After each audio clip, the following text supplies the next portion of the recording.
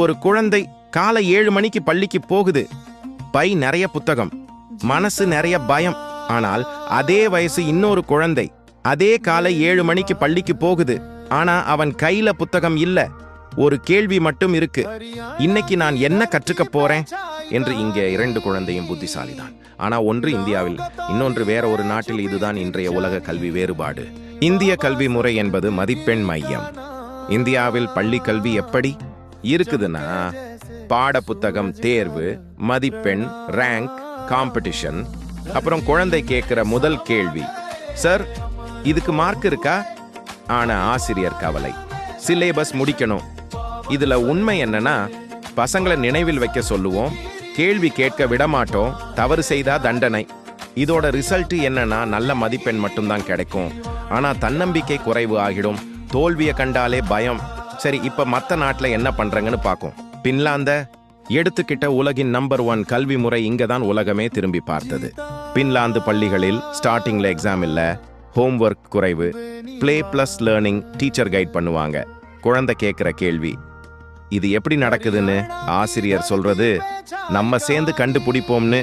இதில் முக்கிய உண்மை, டீச்சராக மாஸ்டர்ஸ் டிகிரி கட்டாயம் வேண்டும். ஸ்டூடெண்ட்ஸ் கம்பேரிசன் கிடையாது, பிரஷர் ஜீரோ. இதோட ரிசல்ட் என்னன்னா, happy students, high innovation, world's best education rank. இப்ப ஜப்பான் மாடல். இங்க ஒழுக்கம் முதலில் சொல்லி தருவாங்க. ஜப்பானில் 1 முதல் 3 வகுப்பு வரை எக்ஸாம் இல்ல, பாடம் கற்றுக்கிறதுக்கு முன்னாடி டிசிப்ளின், ரெஸ்பெக்ட், கிளீன்லினஸ். குழந்தைகளே பள்ளி சுத்தம் செய்வாங்க, லஞ்ச் சர்வ் செய்வாங்க. அதனால இங்க லைஃப் இஸ் எஜுகேஷன். இதோட ரிசல்ட் என்னன்னா, self discipline, responsibility, team spirit. Next அமெரிக்காக்கு வருவோம். இங்க கிரியேட்டிவிட்டி அண்ட் சாய்ஸ். அமெரிக்க பள்ளிகளில் ஒரே சிலேபஸ் கிடையாது, குழந்தைதான் சப்ஜெக்ட் சூஸ் பண்ணும் ஒரு மாணவன். மியூசிக் அண்ட் சயின்ஸ் வேணும்னு சொன்ன ஸ்கூல், ஓகே நீ மியூசிக் பிளஸ் சயின்ஸ் படின்னு சொல்லுவாங்க. இதன் முக்கியம் என்னன்னு பார்த்தா, project based learning, debate, presentation, failure plus learning step. அதனால தான் இனோவேட்டர்ஸ், ஆண்டர்பிரினர்ஸ், ரிஸ்க் டேக்கர்ஸ் இங்க அதிகம்.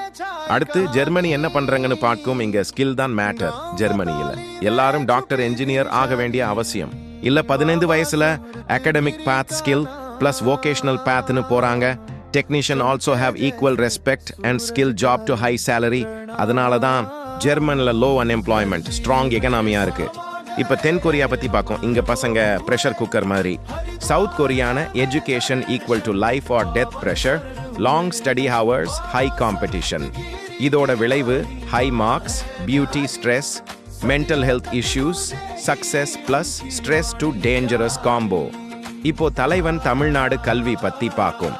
இங்கு நல்லவை என்னன்னு பார்த்த, சமச்சீர் கல்வி, free education, mid day meal, digital classes.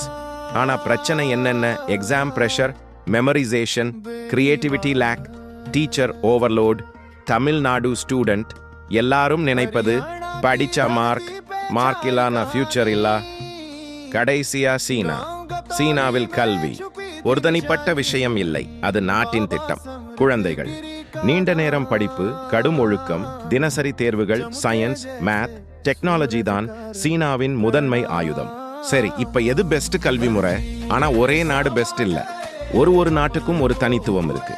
பின்லாந்துல stress free learning, ஜப்பான்ல டிசிப்ளின் தான். ஃபர்ஸ்ட் ஜெர்மனில ஸ்கில்க்கு தான் ரெஸ்பெக்ட், USA என்பது கிரியேட்டிவிட்டி, இந்தியாவில் ஸ்ட்ராங் பேசிக்ஸ் மற்றும் சீனாவில் பவர். ஸோ இந்த எல்லாத்தையும் மிக்ஸ் பண்ணாதான் பெஸ்ட் சிஸ்டம். இங்க உண்மை கேள்வி என்ன, நம்ம குழந்தைகள் முட்டாள்களா? இல்ல நம்ம ஆசிரியர்கள் மோசமா? இல்லை, அப்போ பிரச்சனை எங்க? சிஸ்டம்ல தான். ஒரு குழந்தைய எக்ஸாம் மெஷின் ஆக்காதீங்க, அவனை கேள்வி கேட்க விடுங்க, தோல்வி அடைய விடுங்க. ஏன்னா இன்னோவேஷன் மார்க்ல இருந்து வரல, சிந்தனையில இருந்து தான் வருது. இந்த வீடியோ உங்களுக்கு பிடிச்சிருந்தா ஒரு டீச்சருக்கு ஷேர் பண்ணுங்க, ஒரு பேரண்ட்டுக்கு ஷேர் பண்ணுங்க. ஏன்னா நம்ம குழந்தைகளோட எதிர்காலம் நம்ம கையில தான்.